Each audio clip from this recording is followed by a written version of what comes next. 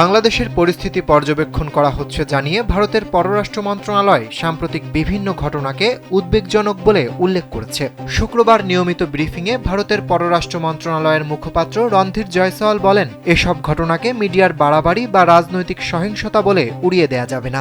এ সময় বাংলাদেশের সাম্প্রতিক পরিস্থিতি নিয়ে করা এক প্রশ্নের জবাবে তিনি বলেন, গত কয়েকদিনে ভারত একাধিক বিবৃতি দিয়ে বাংলাদেশে প্রচারিত ভ্রান্ত বর্ণনা প্রত্যাখ্যান করেছে। বাংলাদেশের সাম্প্রতিক ঘটনাবলী সম্পর্কে আমরা অবগত এবং পরিস্থিতি নিবিড়ভাবে পর্যবেক্ষণ করছি। রণধীর জয়সওয়াল আরও বলেন, বাংলাদেশে হিন্দু, খ্রিস্টান ও বৌদ্ধ সহ সংখ্যালঘুদের বিরুদ্ধে যে নিরবিচ্ছিন্ন বিদ্বেষ চলছে তা গভীরভাবে উদ্বেগের বিষয়। স্যান্ডেলিনা সো, রূপচর্চায় আভিজাত্য।